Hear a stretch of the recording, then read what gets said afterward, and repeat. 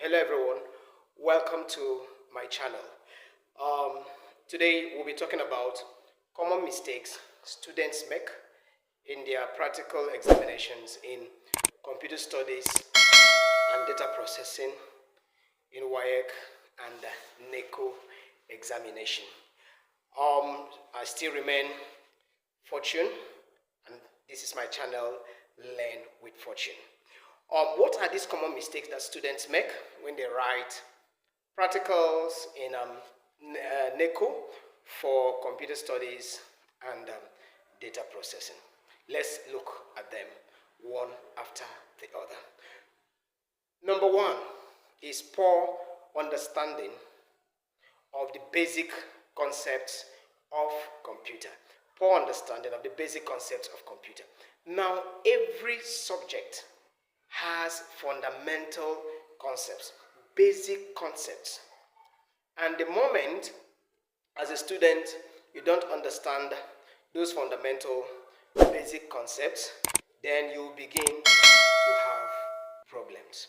For instance, when WAEC asks, explain the difference between hardware and software, some students will just say hardware are parts of the computer you can touch, while software are parts of the computer you cannot touch. That is not a good answer to that question.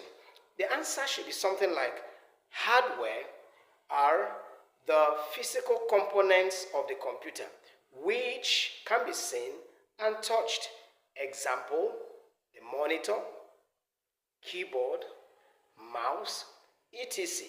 And when you want to talk about software, you should be able to define software and give examples. For instance, you should be able to say software are programs that control the activities of the computer.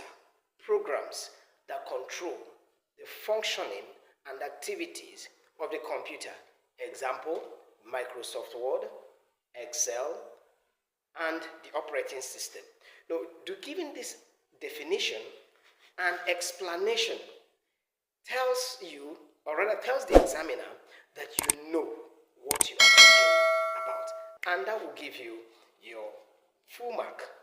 Point number two, not reading with the syllabus and past questions.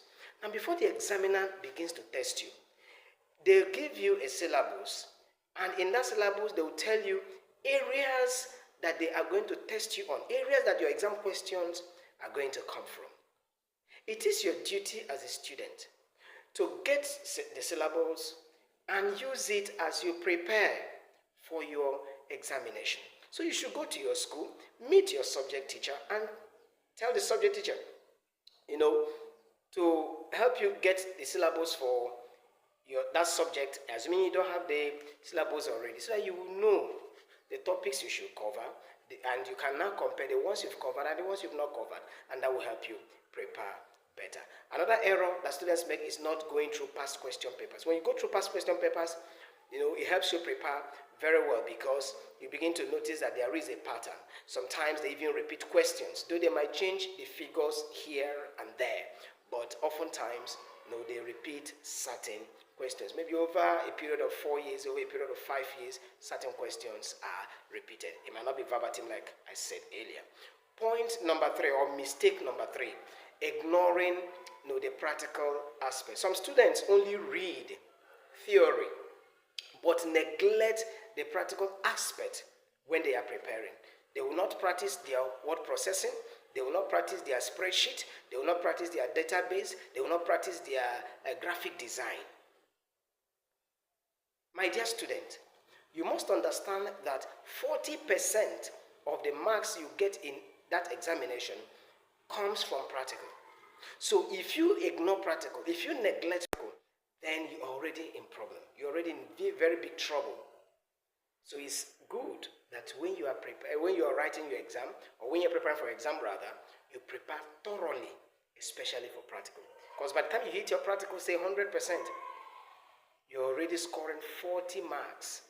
And those 40, you're already scoring 40%. And that 40% is already a step into making your credit. Now, the next mistake that students make is not following instructions during the practical exam. Not following instructions. Now, when examiners are going to mark your exam, they are going to check if you followed instructions, especially in practicals.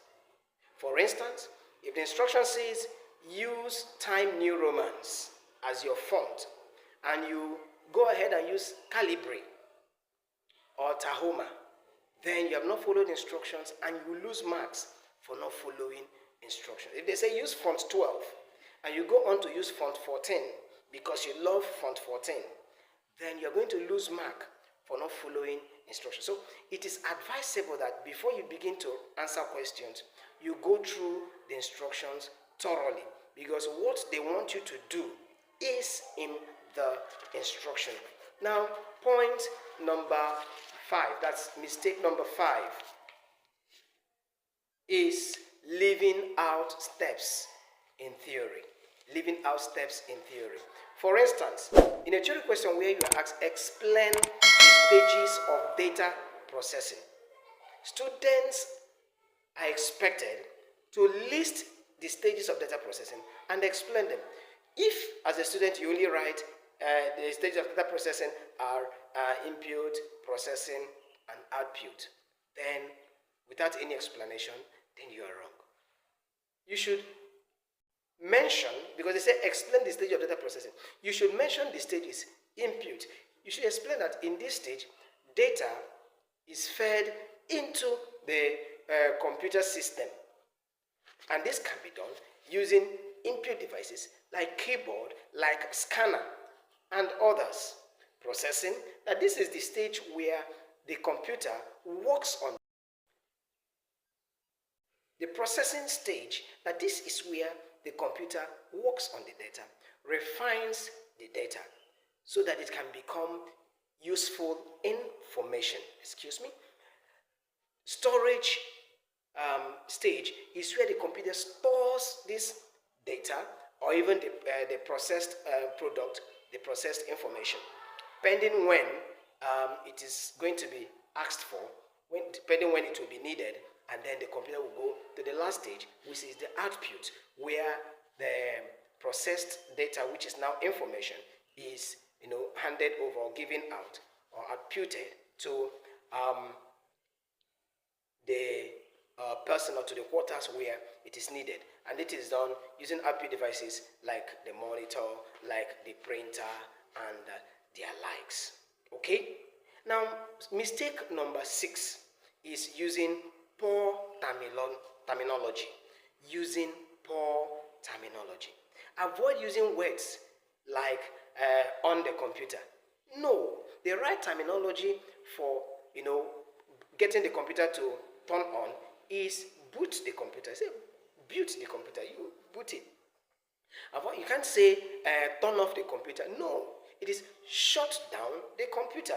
So you must know the appropriate terminologies to use when you are writing your practical computer or data processing exam. As you're reading, you will see in your textbooks, you will see in your notebooks, these terminologies being used. Practice, when you're preparing, practice answering questions using the right terminology, and you will be able to replicate that in your examination hall.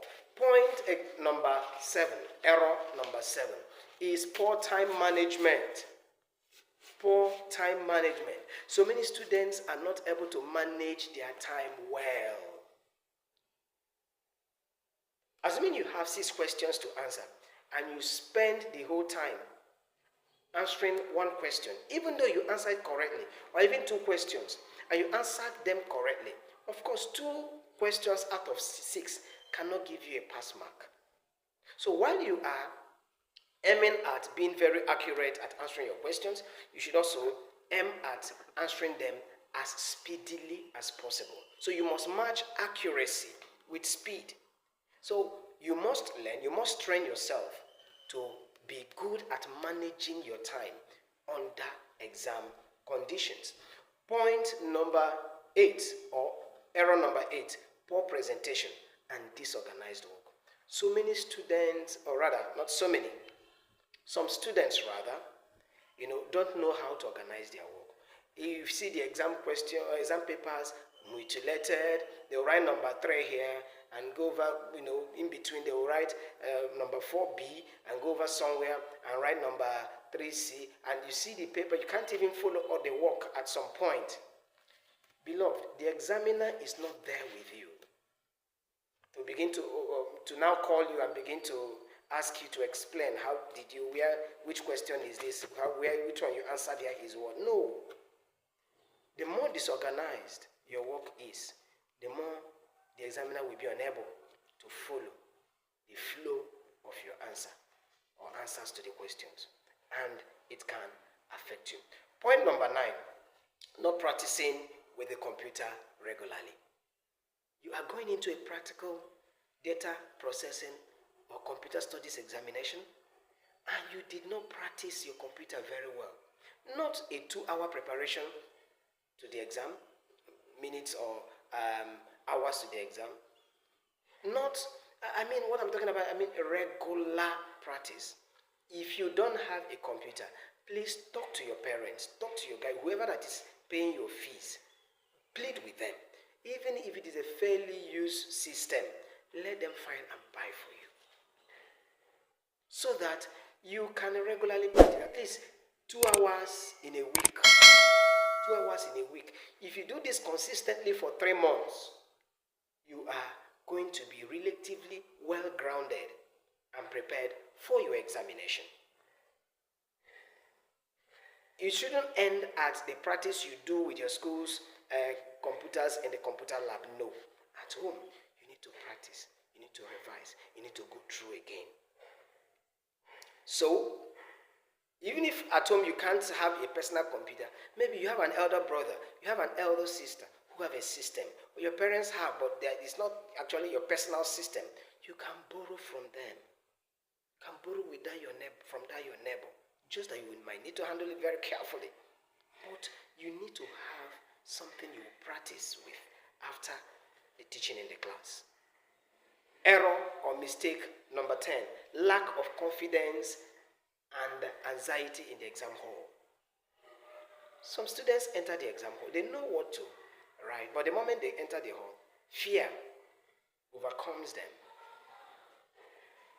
They lack or they lose confidence, and by the reason of that, they are not able to write well. When you are going into the exam hall, go in with this assurance that I am going to write this exam and I'm going to do excellently well. Let that be in your, the conviction you have. Let that confidence be there. Sometimes you get into an examination hall, it seems as though you are forgetting what you have read. But by the time you calm down, and read the question again and again, you see that you begin to remember what to write. So don't enter examinations with anxiety. Don't enter examinations with fear. The examiner or the examining body is not aiming to fail you. No, that's not their aim. So don't enter thinking that these people, I will fail this exam. That's not what the examiner wants. The examiner just wants to test your knowledge of the exam. So if you have the mindset that, they just want to test my knowledge, let me go and pour out what I know about this subject, then you might perform better. But if your mindset is, who knows whether I will pass or fail, I'm not sure I'm going to pass this exam, you might be in trouble. I wish you well as you enter your next examination, especially in computer studies and data processing. If you have any way you want me to help you, you can do me a message. You can drop a message in the comment section. And please don't forget to like this video, share it, and subscribe to my channel. It will help me and encourage me to make more videos like this. Thank you very much. Till we meet in my next video.